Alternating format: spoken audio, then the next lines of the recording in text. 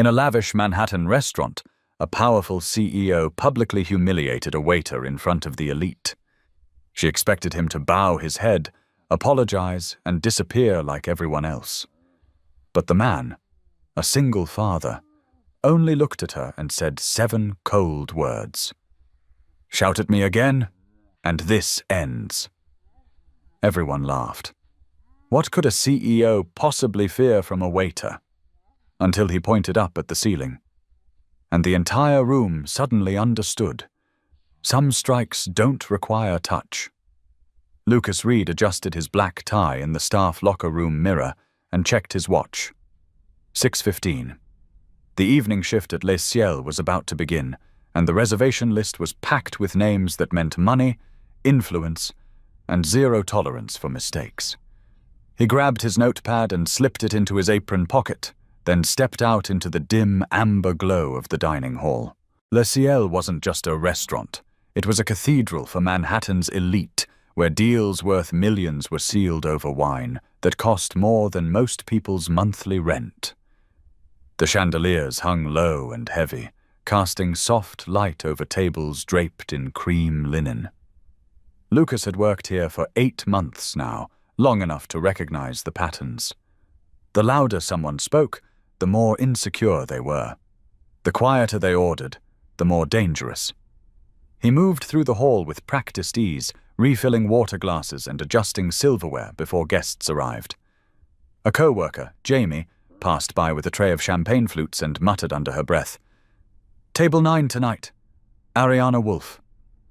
"She's back." Lucas nodded but said nothing. He had served Ariana twice before over the past few months. She came in occasionally, always with different business associates. She was the kind of guest who made you feel invisible, even when she was looking directly at you. She never asked for your name, never said thank you, and treated every interaction like a transaction she was losing money on. But Lucas had learned long ago not to take it personally. People like her lived in a different world, and he was just passing through theirs. That morning, he had driven his son Ethan to school in a beat-up sedan that rattled every time he hit the brakes. Ethan had been quiet in the back seat, staring out the window with that far-away look kids get when they're trying not to ask a question. Finally, he spoke. "Dad, when are you going back to your old job?" Lucas glanced at him in the rearview mirror. Ethan was 7, small for his age, with dark eyes that noticed too much. Lucas had tried to keep things simple, but kids always knew when something was off. "This is my job now, buddy. It works better for us. I get to be home in the mornings with you." Ethan didn't argue, but Lucas saw the way his small hands tightened around his backpack straps. The boy had stopped asking why Mom wasn't around anymore. That was almost worse. Now, standing in the low hum of the restaurant, Lucas pushed the memory aside and focused on the work. A host led a group of 4 to table 9, and Lucas recognized Ariana Wolf immediately. She was in her mid-30s, sharply dressed in a charcoal blazer, her dark hair pulled back in a way that looked effortless, but probably wasn't. She moved like someone who had spent her whole life proving she belonged in rooms like this. Behind her were 3 others, 2 men in tailored suits, and a woman with a tablet already open in her hands. Shareholders, Lucas guessed. Or partners. People who mattered to her, which meant tonight mattered too. He gave them a moment to settle, then approached with menus and a polite smile. "Good evening. Welcome to Les Ciels. My name is Lucas, and I'll be taking care of you tonight." Ariana didn't look up. She was typing something on her phone, her thumb moving fast. One of the men smiled at Lucas and said, "We'll start with the wine list. Thanks." Lucas set the menus down carefully and stepped back. Ariana was still on her phone. He waited. After a few seconds, she glanced up, not at him, but at the woman with the tablet. "Did Marcus confirm the call for tomorrow morning?" The woman nodded. 9 o'clock. He said he'll have the revised proposal ready. Ariana's jaw tightened just slightly. a flicker of tension that disappeared as quickly as it came. She set her phone down and finally turned toward Lucas, though her gaze passed over him like he was part of the furniture. "We'll take the Bordeaux, the 2003. And bring it now, not in 20 minutes. Lucas nodded. "Of course." He turned and walked toward the bar, where the sommelier kept the premium bottles locked behind glass. As he waited for the wine to be pulled, he overheard Jamie whispering to another server near the kitchen door. "She's in a mood tonight. Apparently there's some big vote happening at her company. Internal drama. Marcus Crane's been pushing to restructure leadership for months." Lucas didn't ask for details. He had learned that the less you knew about the guests, the easier it was to serve them without getting pulled into their storms. The sommelier handed him the bottle, and Lucas returned to table 9 with it cradled carefully in one hand. Ariana was on the phone again, her tone low but sharp. "I don't care what he thinks. The numbers don't lie. If he wants to challenge me in front of the board, he can try." She hung up without saying goodbye and glanced at the bottle Lucas was holding. Her eyes narrowed. "That's not the 2003. Lucas checked the label. She was right. It was the 2005. A small mistake. But in a place like this, small mistakes had consequences. He kept his tone steady. "You're absolutely right. I apologize. I'll get the correct bottle immediately." Ariana leaned back in her chair and crossed her arms. "Do you even know the difference? Or are they all the same to you?" One of the men at the table shifted uncomfortably. The woman with the tablet glanced down at her screen. Lucas felt the attention of nearby tables starting to turn. He kept his expression neutral. "I'll bring the correct bottle right away, ma'am." But Ariana wasn't finished. She turned to the others at her table, her words rising just enough to carry. "This is what I mean. You pay for precision, and what do you get? Guesswork." Lucas didn't respond. He turned to leave, but her words followed him. "Do you know how much that bottle costs? Or is it all just liquid to someone like you?" He stopped. Not because he wanted to, but because something in her tone demanded it. He turned back slowly, meeting her eyes for the first time. There was no anger in his face, no frustration, just a quiet, deliberate calm. "I'll get the bottle you asked for. It won't happen again." Ariana's lips curled into something that wasn't quite a smile. She directed her next words to the others at the table, her tone dripping with dismissal. "This is exactly why I don't trust outsourcing. Some people just aren't built for precision work." The words hung in the air. Lucas felt the weight of them, not because they hurt, but because they were designed to humiliate. He had been on the receiving end of words like that before. Different settings, different faces, but the same intent. To remind him of his place. He walked back to the bar without another word, requested the correct bottle, and waited while the sommelier retrieved it. His hands were steady, but his mind was moving. He thought about Ethan, about the bills stacked on the kitchen counter at home, about the career he used to have before everything fell apart.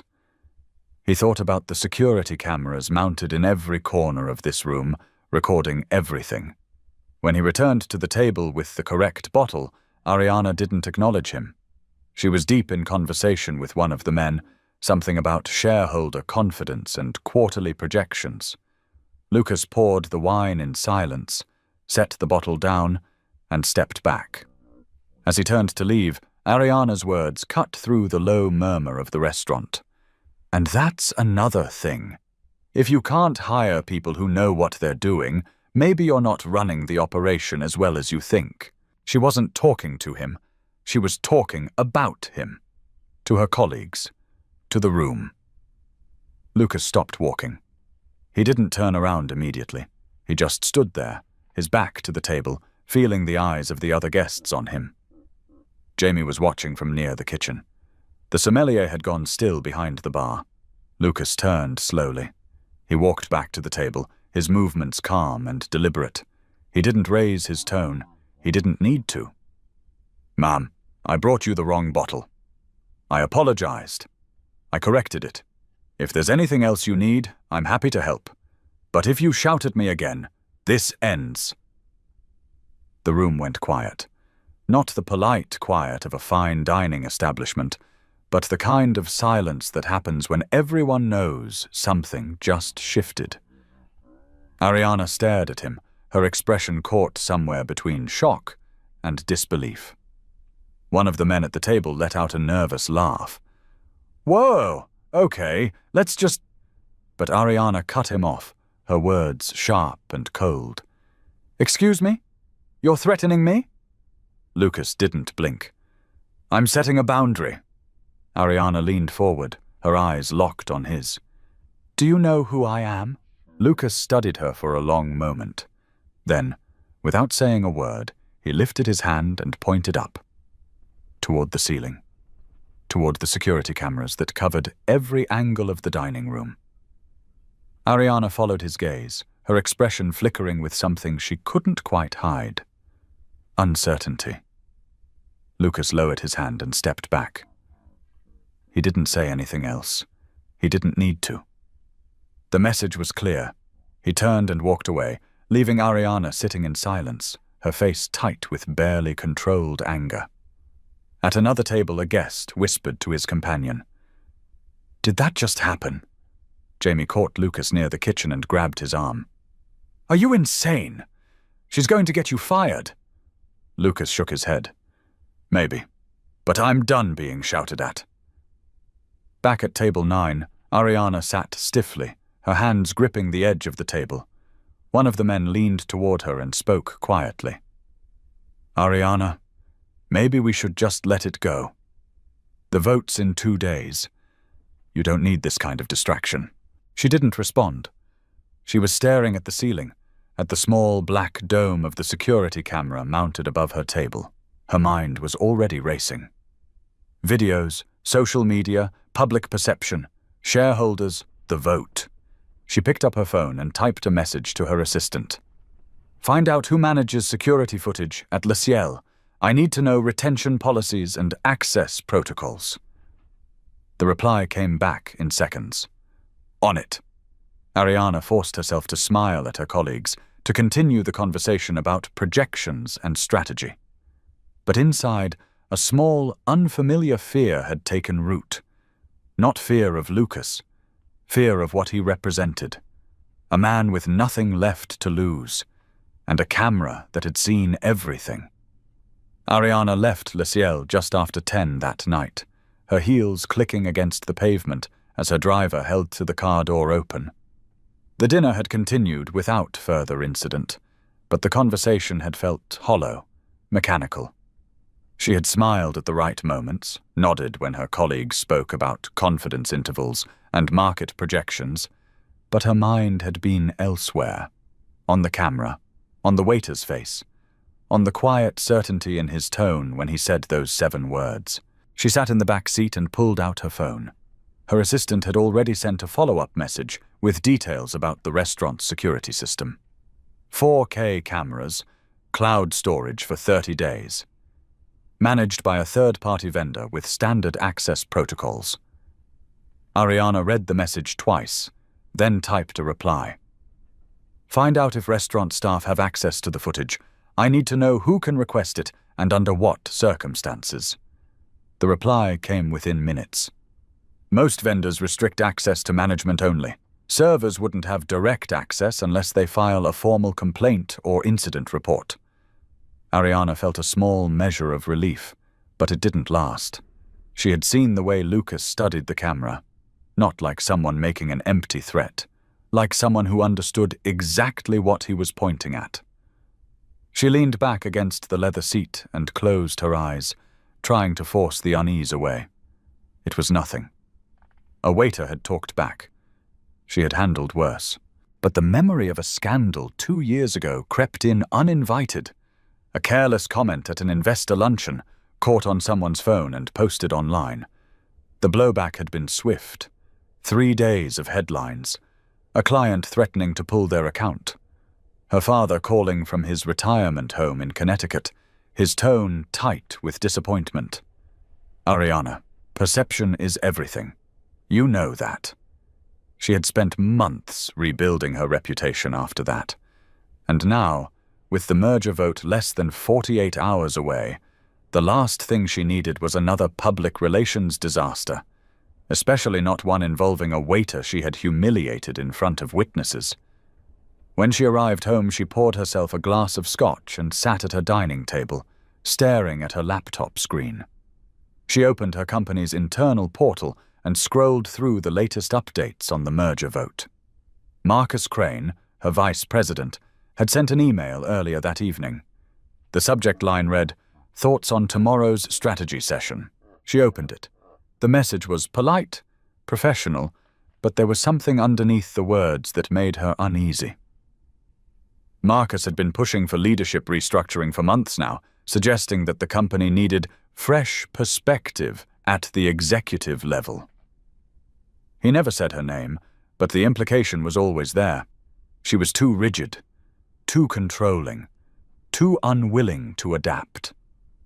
What made it worse was that Marcus had allies, 2 board members who had quietly expressed concerns about her management style after she'd rejected their suggestion to outsource the compliance division. They wanted cost savings. She wanted quality control. The conflict had created a rift, and Marcus had positioned himself as the reasonable middle ground. Ariana closed the laptop and finished her drink. She told herself Lucas wouldn't do anything. He couldn't. What would he gain? A viral video might get him sympathy online, but it wouldn't pay his bills. People like him didn't take risks like that. They endured. They moved on. She went to bed and tried to sleep, but the unease stayed with her. The next morning, Ariana woke to the sound of her phone vibrating on the nightstand. She reached for it, still half asleep, and saw 47 missed messages. Her stomach dropped. She sat up and opened the first notification. It was from her assistant. "Ariana, you need to see this, now." The next message was a link. Ariana tapped it, and the screen filled with a video player. The thumbnail showed her face, mid-sentence, her expression sharp and dismissive. She pressed play. The video was 2 minutes and 18 seconds long. It had been edited tightly, cutting between her raised tone and Lucas standing in silence, his face calm and unreadable. The audio was clear, too clear. Every word she had said came through perfectly. Do you even know the difference, or are they all the same to you? Some people just aren't built for precision work. And then Lucas's response, quiet and deliberate. "If you shout at me again, this ends." The video cut to him pointing at the camera, and the frame froze there. The caption below read, "CEO thinks she can humiliate anyone." This waiter just reminded her, everyone has limits. Ariana's hands went cold. She scrolled down and saw the numbers. 500,000 views, 8,000 comments. The video had been posted at 11:47 the night before, just over an hour after she had left the restaurant. It was already trending under 2 hashtags, "Know Your Limit" and "Respect Service Workers." She opened the comments. Most of them were exactly what she expected. "This is what's wrong with corporate America. Zero accountability. That waiter handled it better than I would have. Respect. She really thought she could treat people like that and get away with it." But there were others too. Comments from people who recognized her name, people who knew about the merger vote. "Isn't this the CEO of Wolf & Partners?" Yikes. Not a good look right before a major decision. "Shareholders are going to have questions about this." Ariana's phone rang. It was her PR director, a woman named Stephanie, who had worked with her for 3 years and never called before 8 in the morning unless something was on fire. Ariana answered. Stephanie's tone was tight and professional, the kind of calm that came from years of managing crises. "I've seen the video. We need to get ahead of this. I'm drafting a statement now, but I need to know, Did you approve any recording of that interaction? Ariana's reply came out sharper than she intended. Of course not. Stephanie continued without missing a beat. Then we're dealing with unauthorized distribution of security footage. That gives us legal ground, but it won't stop the narrative. The video is already everywhere. We need to decide how you want to respond. Ariana stood and walked to her window, staring out at the Manhattan skyline. I want to know who posted it. Stephanie's tone shifted slightly, just enough to signal doubt. Ariana, even if we find out, going after them publicly will make this worse. Right now, you're the villain in this story. If you start threatening legal action against a waiter, you'll confirm everything people already think. Ariana's jaw tightened. I'm not the villain. I made a mistake. He escalated it. There was a brief silence on the other end of the line. Then Stephanie spoke again, softer now. I know, but perception is reality. And right now, the reality is that your company's stock dropped 3.2% in pre-market trading. The board is going to ask questions. Ariana ended the call and checked her email. There were already 3 messages from board members, all asking for a conversation at her earliest convenience. The 4th email was from Marcus Crane. The subject line read, "Checking in." She opened it. The message was brief and carefully worded. Ariana, I saw the video this morning. I know this must be difficult. If you need someone to handle the strategy session today, I'm happy to step in. Just say the word. Ariana stared at the screen. Marcus had always been good at appearing helpful. Too good. She closed the email without replying and opened her calendar. The merger vote was scheduled for the day after tomorrow at 10 in the morning. She had less than 48 hours to contain this. She called her assistant and gave clear instructions. I need the name of every person who had access to Le Ciel's security footage last night, specifically anyone from the restaurant side, management, vendors, IT support. Start there. Her assistant hesitated. That might take some time. Most of those records are internal to the vendor. Ariana's tone went cold. Then make it fast. By noon, she had what she needed. The security vendor had confirmed that only 3 people from the restaurant side had accessed the footage from the previous night. The restaurant manager, the head of security, and someone from the IT department who had pulled the file for routine backup purposes. None of them had any reason to leak the video. But the vendor also noted that their portal could be accessed by approved corporate clients who had service contracts with them, which meant the leak could have come from outside the restaurant entirely. Ariana stared at the report. If Lucas didn't have direct access, maybe he had convinced someone else to pull it for him. Or maybe someone from her own company had accessed it through the vendor portal. She needed to know for certain. She grabbed her coat and told her driver to take her back to Le Ciel. It was early afternoon, and the restaurant was closed for prep, but she didn't care. She needed answers, and she needed them now. When she arrived, the manager met her at the door, clearly surprised to see her. She didn't give him time to ask questions. I need to speak with Lucas Reed, the waiter from last night. The manager's expression shifted, a flicker of discomfort crossing his face. He's here, in the back. But Miss Wolfe, I'm not sure.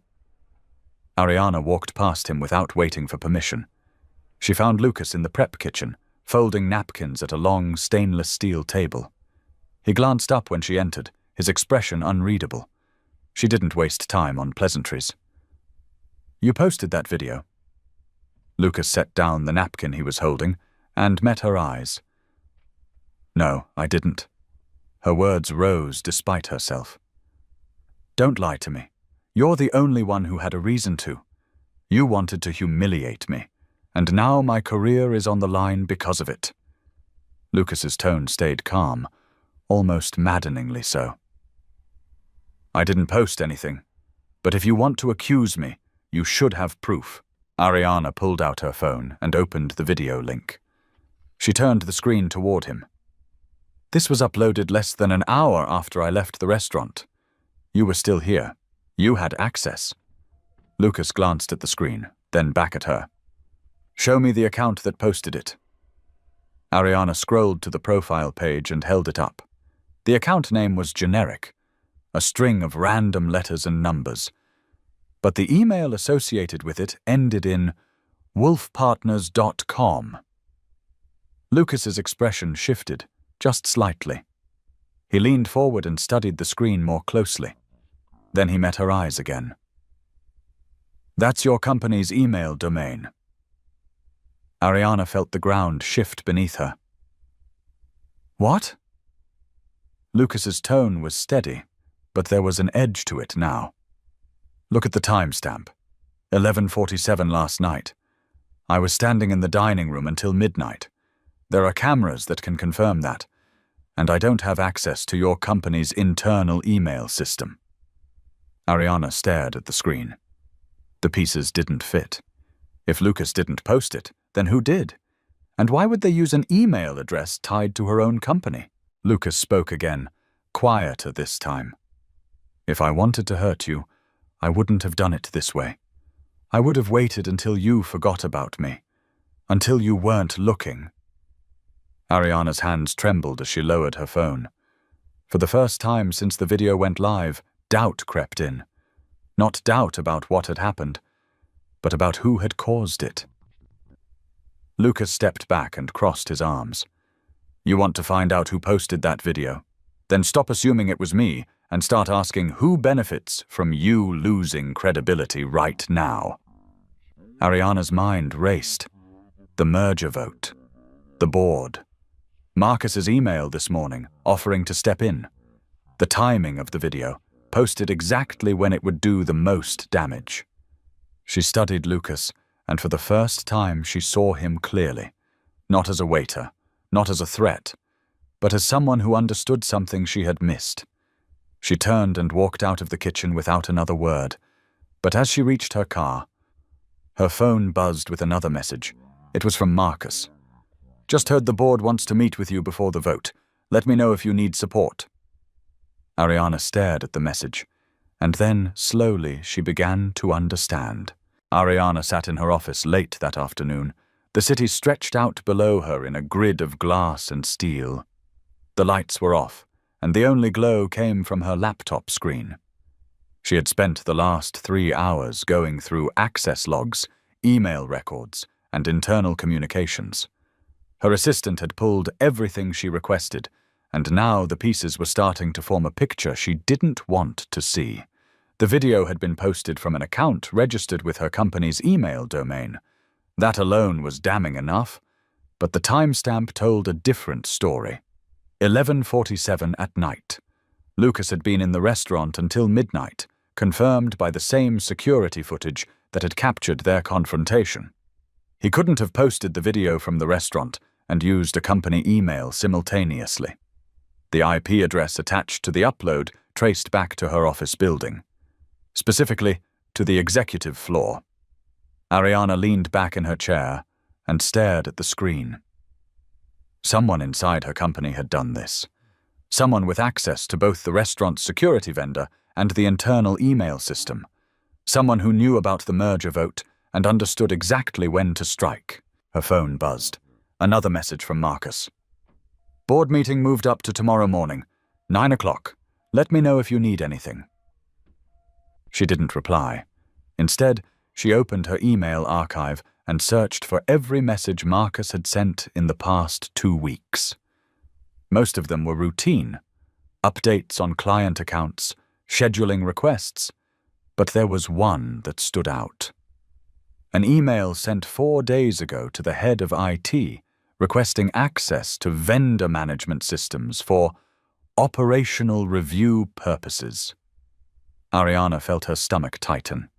She forwarded the email to her assistant with a single line of instruction. Find out if this request was approved and what systems he accessed.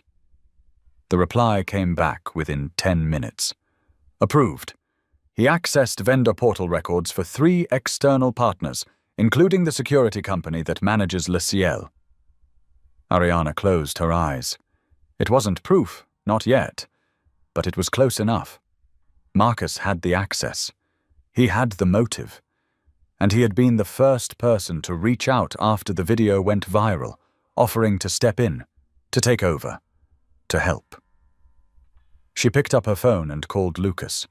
He answered on the third ring, sounding cautious. "Miss Wolfe." Ariana's tone was different now. No anger, no accusation, just exhaustion. "I need to ask you something, and I need an honest answer." Lucas didn't respond immediately. Then he said, "Go ahead." She took a breath. "You said if you wanted to hurt me, you would have waited until I wasn't looking. How did you know that?" There was a long silence on the other end. When Lucas finally spoke, his tone was quieter. "Because that's what people do when they want to destroy someone. They don't attack when you're ready. They wait until you're distracted, until you think you're safe." Ariana felt something shift in her chest. "You've been through this before?" Lucas didn't deny it. "I used to work for a content moderation company. We tracked down sources of leaked material, deep fakes, things people wanted buried or spread. I spent 5 years learning how to read digital fingerprints. Who posted what? When? Why?" Her words were steady, but the question underneath was fragile. "So why are you working at a restaurant?" Lucas's answer came slowly, like he was weighing whether to say it at all. "Because my company got sued over a mistake that wasn't mine. A piece of content we flagged as harmful turned out to be part of a journalist's investigation. The lawsuit destroyed us. I got pulled into it, and even though I was cleared, no one wanted to hire someone attached to that kind of controversy. I needed work that didn't require a background check, something that let me be home with my son in the mornings." Ariana sat in the dark and listened. For the first time, she understood that Lucas wasn't just a waiter. He was someone who had lost everything and rebuilt from nothing. Someone who knew what it felt like to be destroyed by forces outside his control. She spoke carefully. "If you were me, what would you do?" Lucas's response was immediate. "I'd stop looking at the waiter and start looking at who wanted you to." Ariana ended the call and sat in silence for a long time. Then she opened a new email and typed a message to her head of IT. "I need a full audit of access logs for the vendor portal, specifically any requests made in the past week by company employees. I need timestamps, IP addresses, and device identifiers, and I need it tonight." The response came back within the hour. Marcus Crane had accessed the security vendor's portal twice in the past 5 days.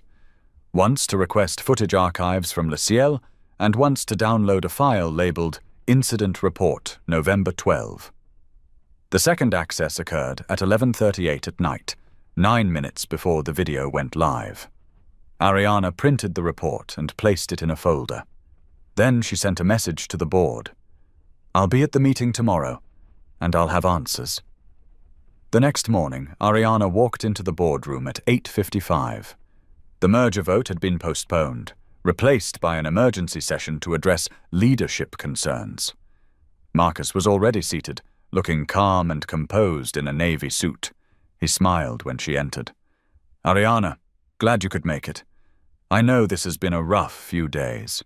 She didn't smile back. She set her folder on the table and took her seat at the head.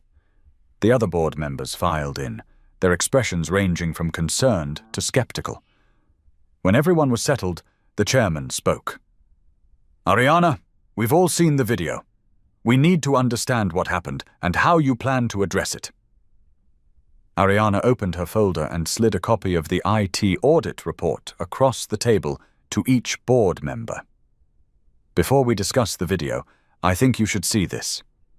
The chairman picked up the document and scanned it. His expression shifted. Marcus's smile faded. Her tone was calm, controlled. 4 days ago, Marcus requested access to our vendor management portal. He accessed records from the security company that manages Le Ciel, the restaurant where the incident occurred. 2 nights ago, at 11:38 in the evening, he downloaded footage from their archive. 9 minutes later, that footage was uploaded to a social media account registered with our company email domain. Marcus leaned forward, his words sharp. "This is absurd. I requested that access for operational review. It's part of my job." Ariana didn't look at him. She kept her eyes on the board. The IP address tied to the upload matches a device registered to Marcus's office. The timing aligns perfectly. And this morning, I confirmed with our IT team that Marcus also requested media consulting services from an external firm 2 days before the video went live. The same firm specializing in viral content distribution. One of the board members turned toward Marcus. "Is this true?" Marcus's composure cracked just slightly. "I was trying to help. The video was going to surface eventually. I thought if we controlled the narrative..." Ariana cut him off. "You didn't try to help. You tried to destroy my credibility right before the most important vote this company has faced in 5 years. You wanted me out, and you used a waiter as your weapon." The room went silent. Marcus's face tightened, and for a moment, Ariana thought he might try to defend himself. But then something shifted in his expression. Anger, resentment, the mask slipping. He stood abruptly. "You think you're untouchable, Ariana. You think because you clawed your way to the top, no one else deserves a chance. But you're not as good as you think you are. And sooner or later, someone was going to prove it." The chairman's tone was cold. "Marcus, sit down." But Marcus didn't sit. He gestured around the table, his words rising. "You all see it, don't you? She's rigid, she's controlling. She treats people like tools. That video didn't lie. It just showed you who she really is." Ariana met his eyes. "You're right.